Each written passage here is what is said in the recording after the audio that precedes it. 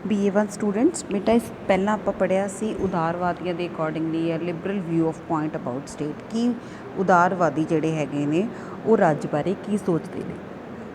ਉਦਾਰਵਾਦੀ ਜਿਹੜੇ ਹੈਗੇ ਨੇ ਉਹ ਰਾਜ ਬਾਰੇ ਕਹਿੰਦੇ ਨੇ ਕਿ ਪਹਿਲੇ ਤਾਂ ਪੁਰਾਤਨ ਜਿਹੜੇ ਸੀਗੇ ਜਿਹੜੇ ਏਂਸ਼ੈਂਟ ਜਿਹੜੇ ਸੀਗੇ ਪੁਰਾਣੇ ਉਦਾਰਵਾਦੀ ਸੀ ਉਹ ਕਹਿੰਦੇ ਨੇ ਕਿ ਰਾਜ ਜਿਹੜਾ ਹੈਗਾ ਇਹ ਵਿਅਕਤੀ ਦੇ ਮਾਮਲਿਆਂ 'ਚ ਘੱਟ ਤੋਂ ਘੱਟ ਇੰਟਰਫੇਅਰੈਂਸ ਕਰਨਾ ਚਾਹੀਦਾ, ਠੀਕ ਹੈ।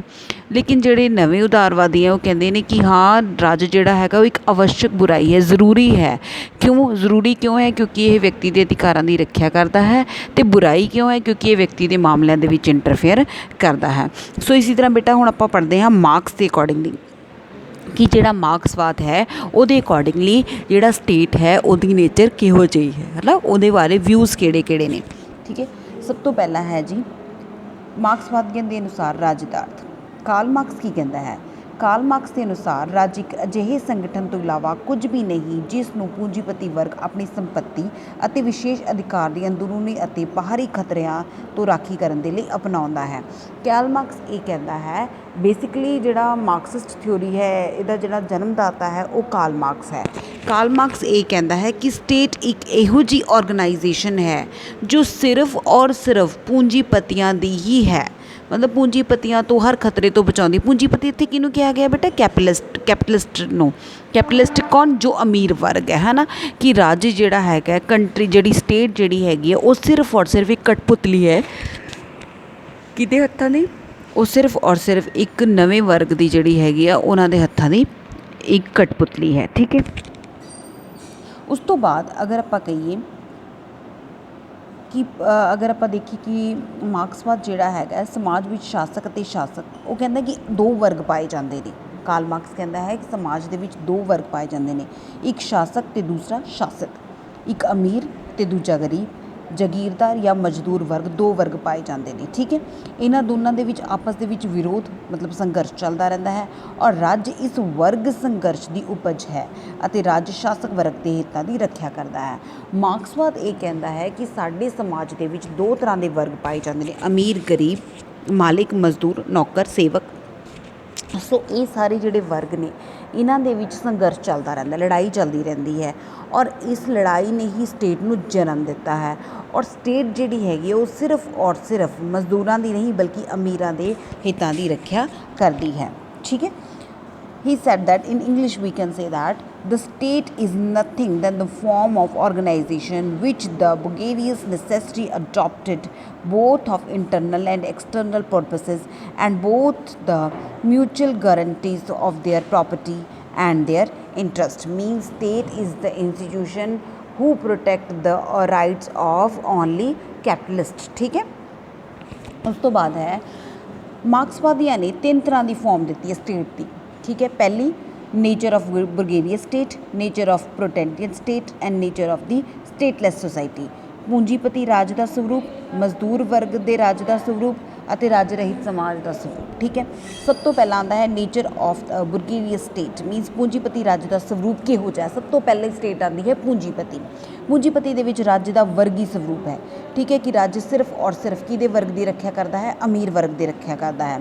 ਰਾਜ ਦਾ ਦਮਨਕਾਰੀ ਸਰੂਪ ਕਿ ਪੁਲਿਸ, ਅਦਾਲਤਾਂ, ਸੈਨਾ ਔਰ ਸਾਰੀਆਂ ਜਿਹੜੀਆਂ ਹੈਗੀਆਂ ਨੇ ਇਹ ਕਿਹਦੇ ਹੱਥਾਂ ਦੀ ਕੰਟਰੋਲ ਹੈ? ਅਮੀਰਾਂ ਦੇ ਹੱਥਾਂ ਦੀ ਕੰਟਰੋਲ ਹੈ। ਜਿੰਨੀਆਂ ਵੀ ਪੋਲੀਟੀਕਲ ਪਾਰਟੀਜ਼ ਨੇ, ਪ੍ਰੈਸ਼ਰ ਗਰੁੱਪਸ ਨੇ, ਇਹ ਸਾਰੀਆਂ ਦੀ ਸਾਰੀਆਂ ਅਮੀਰ ਵਰਗਾਂ ਦੇ ਹੱਥਾਂ ਦੀ ਕਠਪੁਤਲੀ ਹੈ। ਵਰਗ ਵਿਰੋਧਤਾ ਦਾ ਸੁਮੇਲ ਸੰਭਵ ਨਹੀਂ ਹੈ, ਠੀਕ ਹੈ। ਉਹ ਕਹਿੰਦਾ ਹੈ ਕਿ ਜਿਹੜੀ ਕਲਾਸ ਸਟਰਗਲ ਹੈ, ਜਿਹੜੇ ਦੋ ਵਰਗਾਂ ਦੇ ਵਿੱਚ ਸਟਰਗਲ ਪਾਇਆ ਜਾਂਦਾ ਹੈ ਉਹਨਾਂ ਦੇ ਵਿੱਚ ਕੋਆਰਡੀਨੇਸ਼ਨ ਹੋਣਾ ਮੁਸ਼ਕਿਲ ਹੈ। ਉਸ ਤੋਂ ਬਾਅਦ ਪੂੰਜੀਪਤੀ ਰਾਜ ਦੇ ਵਿੱਚ ਲੋਕਤੰਤਰ ਸਿਰਫ ਇੱਕ ਦਿਖਾਵਾ ਹੁੰਦਾ ਹੈ ਕਿ ਕਹਿਣ ਨੂੰ ਹੀ ਹੈ ਲੋਕਾਂ ਦੀ ਸਰਕਾਰ, ਲੋਕਾਂ ਦੇ ਪ੍ਰਤੀ ਸਰਕਾਰ ਔਰ ਲੋਕਾਂ ਦੇ ਲਈ ਸਰਕਾਰ ਹੈ, ਠੀਕ ਹੈ। ਲੇਕਿਨ ਪੂੰਜੀਪਤੀ ਰਾਜ ਦੇ ਵਿੱਚ ਇਹ ਚੀਜ਼ਾਂ ਕੋਈ ਮਾਇਨੇ ਨਹੀਂ ਰੱਖਦੀ ਕਿਉਂਕਿ ਸਿਰਫ ਔਰ ਸਿਰਫ ਪੈਸੇ ਦੀ ਖੇਲ ਹੈ। ਜਿਹਦੇ ਕੋਲ ਪੈਸਾ ਹੈ ਉਹ ਇਲੈਕਸ਼ਨ ਲੜਦਾ ਹੈ, ਜਿਹਦੇ ਕੋਲ ਪੈਸਾ ਹੈ ਉਹ ਇਲੈਕਸ਼ਨ ਜਿੱਤਦਾ ਹੈ ਅਤੇ ਜਿਹਦੇ ਕੋਲ ਪੈਸਾ ਹੈ ਉਹੀ ਇਲੈਕਸ਼ਨ ਜਿਹੜਾ ਹੈਗਾ ਉਹ ਦੁਬਾਰਾ ਆਪਣੀ ਜਿੱਤ ਹਾਸਿਲ ਕਰਦਾ ਰਹਿੰਦਾ ਹੈ। ਪੂੰਜੀਪਤੀ ਰਾਜ ਨੂੰ ਹਿੰਸਕ ਸਾਧਨਾਂ ਦੁਆਰਾ ਹੀ ਖਤਮ ਕੀਤਾ ਜਾ ਸਕਦਾ ਹੈ। ਮਾਰਕਸਵਾਦ ਇਹ ਕਹਿੰਦਾ ਹੈ ਕਿ ਪੂੰਜੀਪਤੀ ਰਾਜ ਵਿੱਚ ਕਿ ਜਿਹੜਾ ਪੈਸਿਆਂ ਨਾਲ ਪੈਸੇ ਦਾ ਰਾਜ ਹੈ ਉਹਨੂੰ ਸਿਰਫ ਔਰ ਸਿਰਫ ਦਮਨਕਾਰੀ, ਹਿੰਸਕ, ਵਾਇਲੈਂਸ ਨਾਲ ਹੀ ਖਤਮ ਕੀਤਾ ਜਾ ਸਕਦਾ ਹੈ, ਅਦਰਵਾਈਜ਼ ਉਹਨੂੰ ਖਤਮ ਨਹੀਂ ਕੀਤਾ ਜਾ ਸਕਦਾ। ਉਹ ਕਹਿੰਦਾ ਹੈ ਪੂੰਜੀਪਤੀ ਰਾਜ ਦੀ ਬਜਾਏ ਕਿਸਦਾ ਰਾਜ ਹੋਣਾ ਚਾਹੀਦਾ? ਮਜ਼ਦੂਰ ਵਰਗ ਦੇ ਰਾਜ ਦਾ ਸਰੂਪ, ਕਿ ਜਿਹਦੇ ਵਿੱਚ ਰਾਜ ਸਿਰਫ ਔਰ ਸਿਰਫ ਮਜ਼ਦੂਰਾਂ ਦਾ ਹੋਵੇ। ਵਿਸ਼ੇਸ਼ ਅਧਿਕਾਰਾਂ ਦੀ ਸਮਾਪਤੀ ਕਿਸੇ ਵੀ ਵਿਅਕਤੀ ਨੂੰ ਕਿਸੇ ਵੀ ਤਰ੍ਹਾਂ ਦੇ ਕੋਈ ਵੀ ਵਿਸ਼ੇਸ਼ ਅਧਿਕਾਰ ਜਿਹੜੇ ਹੈਗੇ ਨੇ ਉਹ ਨਹੀਂ ਦਿੱਤੇ ਜਾਣਗੇ। ਠੀਕ ਹੈ, ਕਿ ਮੀਨਸ ਕੋਈ ਸਪੈਸ਼ਲ ਰਾਈਟਸ ਜਿਹੜਾ ਹੈਗਾ ਉਹ ਨਹੀਂ ਹੋਏਗਾ। ਅਧਿਕਾਰੀਆਂ ਦਾ ਸਮਾਜਵਾਦ ਵਿੱਚ ਵਿਸ਼ਵਾਸ ਹੋਏਗਾ ਕਿ ਇੱਕ ਇਹੋ ਜਿਹੀ ਸੁਸਾਇਟੀ ਬਣੇਗੀ ਜਿੱਥੇ ਕਿਸੇ ਵੀ ਤਰ੍ਹਾਂ ਦਾ ਕੋਈ ਵੀ ਡਿਸਕ੍ਰਿਮੀਨੇਸ਼ਨ ਨਹੀਂ ਹੋਏਗਾ। ਕਾਨੂੰਨ ਨਿਰਮਾਣ ਲਈ ਵਿਧਾਨ ਮੰਡਲਾਂ ਦੀ ਸਥਾਪਨਾ ਕੀਤੀ ਜਾਏਗੀ। ਕੋਈ ਸਟੇਟ ਜਿਹੜਾ ਹੈਗਾ ਉਹ ਲਾਅ ਨਹੀਂ ਬਣਾਏਗਾ, ਬਲਕਿ ਵਿਧਾਨ ਮੰਡਲ ਕਾਨੂੰਨ ਬਣਾਏਗੀ to establish the legislature for the law. No freedom of speech and criticise the government. ਭਾਸ਼ਣ ਅਤੇ ਸਰਕਾਰ ਦੀ ਆਲੋਚਨਾ ਦੀ ਸੁਤੰਤਰਤਾ ਨਹੀਂ ਹੋਏਗੀ। ਵਾਇਲੈਂਸ ਐਂਡ ਸੁਪਰੈਸ਼ਨ, ਹਿੰਸਾ ਅਤੇ ਦਮਨ ਰਹੇਗਾ ਤਾਂ ਕਿ ਕੋਈ ਪੂੰਜੀਪਤੀ ਫਿਰ ਤੋਂ ਦੁਬਾਰਾ ਮਜ਼ਦੂਰਾਂ ਦੇ ਲਈ ਜਿਹੜਾ ਹੈਗਾ ਉਹ ਸ਼ੋਸ਼ਣ ਨਾ ਕਰ ਸਕੇ। ਉਸ ਤੋਂ ਬਾਅਦ ਇਕਨੋਮਿਕ ਪਾਲਿਸੀਜ਼ ਕਿਹਦੇ ਕੰਟਰੋਲ 'ਚ ਹੋਣਗੀਆਂ? ਸਿਰਫ ਮਜ਼ਦੂਰਾਂ ਦੇ ਕੰਟਰੋਲ 'ਚ ਹੋਣਗੀਆਂ। ਹੁਣ ਉਹ ਕਹਿੰਦਾ ਹੈ ਕਿ ਜਦੋਂ ਇਹ ਸਭ ਕੁਝ ਹੋ ਜਾਏਗਾ, ਜਦੋਂ ਪੂੰਜੀਪਤੀ ਰਾਜ ਨੂੰ ਖਤਮ ਕਰ ਦਿੱਤਾ ਜਾਏਗਾ, ਮਜ਼ਦੂਰ ਵਰਗ ਦੀ ਤਾਨਾਸ਼ਾਹੀ ਆ ਜਾਏਗੀ, ਮਜ਼ਦੂਰ ਵਰਗ ਦਾ ਰਾਜ ਆਏਗਾ, ਤਾਂ ਉਸ ਸਟੇਟ ਦੇ ਵਿੱਚ ਸਟੇਟ ਦੀ ਕੋਈ ਵੀ ਜ਼ਰੂਰਤ ਨਹੀਂ ਹੋਏਗੀ, ਨਾ ਸਟੇਟ ਹੋਏਗੀ, ਕਿਉਂਕਿ ਵਰਗ ਨਹੀਂ ਰਹੂਗਾ, ਹੈ ਨਾ, ਪੂੰਜੀਪਤੀ ਨਹੀਂ ਰਹੂਗਾ, ਅਮੀਰ ਨਹੀਂ ਰਹੂਗਾ, ਤਾਂ ਸਾਰੇ ਲੋਕ ਜਿਹੜੇ ਹੈਗੇ ਨੇ ਇਕੁਅਲ ਹੋਣਗੇ।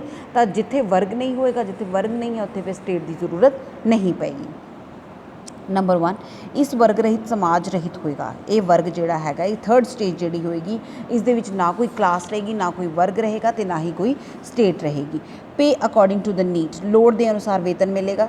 ਔਰ ਵੋਲੰਟਰੀ ਐਸੋਸੀਏਸ਼ਨ ਹੋਏਗੀ, ਇੱਛੁਕ ਸੰਗਠਨ ਹੋਏਗਾ ਕਿ ਜੋ ਮਰਜ਼ੀ ਸਟੇਟ ਦਾ ਮੈਂਬਰ ਜੋ ਮਰਜ਼ੀ ਮੈਂਬਰ ਬਣ ਸਕਦਾ ਅਤੇ ਜੋ ਮਰਜ਼ੀ ਇਹਦੀ ਮੈਂਬਰ ਜਿਹੜੇ ਹੈਗੇ ਨੇ ਉਹ ਖਤਮ ਕਰ ਸਕਦਾ ਹੈ। ਮਾਰਕਸਵਾਦੀਆਂ ਅਨੁਸਾਰ, ਹੁਣ ਪੂਰੇ ਮਾਰਕਸਵਾਦੀਆਂ ਅਨੁਸਾਰ ਸਟੇਟ ਕਿਹੋ ਜਿਹਾ ਹੋਊਗਾ? ਰਾਜ ਇੱਕ ਵਰਗ ਸੰਗਠਨ ਹੈ। ਰਾਜ ਇੱਕ ਸੰਗਠਨ ਹੈ ਜਿਹੜਾ ਕਿ ਵਰਗਾਂ ਨੂੰ ਜਨਮ ਦਿੰਦਾ ਹੈ। ਰਾਜ ਇੱਕ ਕੁਦਰਤੀ ਅਤੇ ਨੈਤਿਕ ਸੰਸਥਾ ਨਹੀਂ ਹੈ। ਕਿਉਂ ਨਹੀਂ ਹੈ? ਬਿਕੋਜ਼ ਇਹ ਅਮੀਰਾਂ ਦੇ ਲੋਕਾਂ ਦੀ ਹਿੱਤਾਂ ਦੀ ਰੱਖਿਆ ਕਰਦਾ ਹੈ। ਸ਼੍ਰੇਣੀ ਵਿਰੋਧੀ ਰਾਜ ਦੇ ਜਨਮ ਲਈ ਜ਼ਿੰਮੇਦਾਰ ਨੇ। ਸ਼੍ਰੇਣੀ ਵਿਰੋਧ ਰਾਜ ਦੇ ਜਨਮ ਦੇ ਲਈ, ਸ਼੍ਰੇਣੀ ਮੀਨਸ ਕਲਾਸ ਸਟਰਗਲ, ਅਮੀਰ ਗਰੀਬ, ਉੱਚਾ ਨੀਵਾਂ, ਚੰਗਾ ਮਾੜਾ, ਇਹਨਾਂ ਦੇ ਵਿੱਚ ਜਿਹੜਾ ਸਟਰਗਲ ਹੈ ਉਸਨੇ ਸਟੇਟ ਨੂੰ ਜਨਮ ਦਿੱਤਾ ਹੈ। ਰਾਜ ਵਿਕਾਸਵਾਦੀ ਪ੍ਰਕਿਰਿਆ ਦਾ ਨਤੀਜਾ ਹੈ ਕਿ ਜਿਵੇਂ ਜਿਵੇਂ ਵਿਕਾਸ ਹੁੰਦਾ ਰਿਹਾ, ਜਿਵੇਂ ਜਿਵੇਂ ਇਹ ਟਾਈਮ ਅੱਗੇ ਵੱਧਦਾ ਰਿਹਾ, ਸਟੇਟ ਉਸ ਤਰ੍ਹਾਂ ਬਣੀ ਹੈ, ਨਾ ਹੀ ਕਿਸੇ ਨੇ ਇੱਕ ਪਰਟੀਕੂਲਰ ਪਲੇਸ 'ਤੇ ਬਣਾਈ ਗਈ ਹੈ। ਰਾਜ ਸ਼ਾਸਕ ਵਰਗ ਦੇ ਹਿੱਤਾਂ ਦੀ ਰਾਖੀ ਕਰਦੇ, ਜਿਵੇਂ ਮੈਂ ਤੁਹਾਨੂੰ ਪਹਿਲਾਂ ਹੀ ਦੱਸਿਆ ਕਿ ਸਟੇਟ ਸਿਰਫ ਔਰ ਸਿਰਫ ਅਮੀਰ ਵਰਗ ਦੇ ਹਿੱਤਾਂ ਦੀ ਰੱਖਿਆ ਕਰਦਾ ਹੈ। ਰਾਜ ਇੱਕ ਬਨਾਵਟੀ ਸੰਸਥਾ ਹੈ। ਬਨਾਵਟੀ ਮੀਨਸ ਬਣਾਈ ਗਈ ਹੈ। ਕਿਸ ਨੇ ਬਣਾਈ ਹੈ? ਅਮੀਰਾਂ ਨੇ ਬਣਾਈ ਹੈ। ਕਿਹਦੇ ਲਈ ਬਣਾਈ ਹੈ? ਸਿਰਫ ਔਰ ਸਿਰਫ ਆਪਣੇ ਦੇ ਲਈ ਹੈ। ਰਾਜ ਇੱਕ ਸਾਧਨ ਹੈ। ਸਟੇਟ ਇੱਕ ਸਾਧਨ ਹੈ ਜਿਸ ਦੇ ਰਾਹੀਂ ਇੱਕ ਅਮੀਰ ਇੱਕ ਗਰੀਬ ਦਾ ਸ਼ੋਸ਼ਣ ਕਰਦਾ ਹੈ। ਰਾਜ ਸਮਾਜ ਵਿੱਚ ਏਕਤਾ ਅਤੇ ਸੁਮੇਲਤਾ ਪੈਦਾ ਨਹੀਂ ਕਰਦਾ, ਕਿਉਂਕਿ ਰਾਜ ਡਿਸਕ੍ਰਿਮੀਨੇਸ਼ਨ ਪੈਦਾ ਕਰਦਾ ਹੈ। ਠੀਕ ਹੈ। ਰਾਜ ਦਾ ਆਧਾਰ ਸ਼ਕਤੀ ਹੈ, ਪਾਵਰ ਹੈ। ਜਿਹਦੇ ਹੱਥ ਦੇ ਵਿੱਚ ਪਾਵਰ ਹੈ, ਸਟੇਟ ਉਹਦੇ ਹੱਥ ਦੇ ਵਿੱਚ ਹੈ।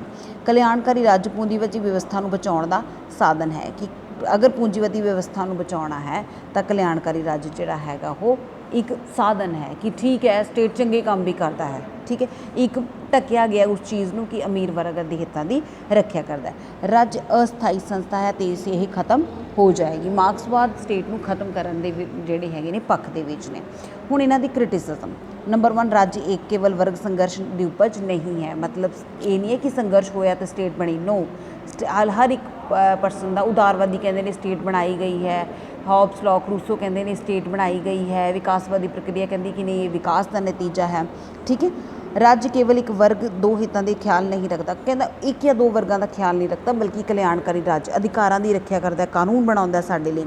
ਰਾਜ ਬਨਾਵਟੀ ਸੰਸਥਾ ਨਹੀਂ ਹੈ। ਇਹ ਬਨਾਵਟੀ ਸੰਸਥਾ ਨਹੀਂ ਕਿ ਜਿਹਦੀ ਮੈਂਬਰਸ਼ਿਪ ਜਦੋਂ ਮਰਜ਼ੀ ਛੱਡ ਦਿੱਤੀ ਅਤੇ ਜਦੋਂ ਮਰਜ਼ੀ ਅਪਣਾ ਲਿੱਤੀ। ਹਰ ਇੱਕ ਪਰਸਨ ਜਿਹੜਾ ਹੈਗਾ ਉਹ ਸਟੇਟ ਦਾ ਮੈਂਬਰ ਹੁੰਦਾ ਹੈ।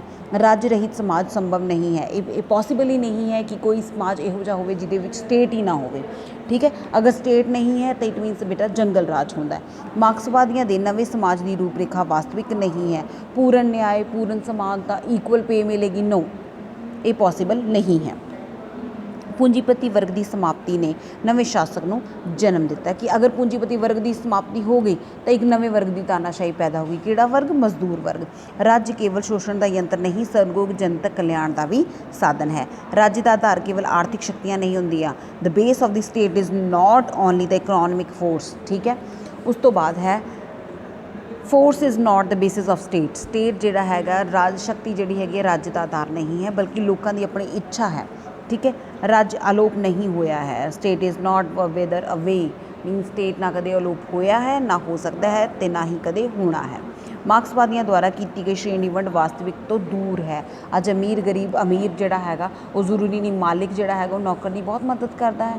ਉਹਨੂੰ ਲੇਬਰ ਨੂੰ ਜਿਹੜਾ ਹੈਗਾ ਕੰਮ ਦੇ ਪੈਸੇ ਦਿੰਦਾ ਹੈ, ਐਕਸਟਰਾ ਵੇਜਿਸ ਦਿੰਦਾ ਹੈ, ਬੋਨਸ ਦਿੰਦਾ ਹੈ। ਸੋ ਇਹ ਸਭ ਚੀਜ਼ਾਂ ਜਿਹੜੀਆਂ ਹੈਗੀਆਂ ਇਹ ਜਿਹੜੀ ਅਮੀਰ ਵਰਗ ਦੀ ਜਿਹੜੀ ਉਹ ਦਾਨ ਪੁੰਨ ਕਰਦੇ ਨੇ, ਜਿਹੜੇ ਉਹ ਮਜ਼ਦੂਰਾਂ ਦਾ ਧਿਆਨ ਰੱਖਦੇ ਨੇ, ਉਹਨਾਂ ਚੀਜ਼ਾਂ ਨੂੰ ਇਹਨੇ ਇਗਨੋਰ ਕੀਤਾ ਹੈ। ਸੋ ਬੇਟਾ ਦਿਸ ਇਜ਼ ਦਾ ਮਾਰਕਸਿਸਟ। ਠੀਕ ਹੈ, ਨੈਕਸਟ ਆਪਾਂ ਕਰਾਂਗੇ ਅਗਲਾ ਵਾਲਾ ਗਾਂਧੀ ਸਾਹਿਬ।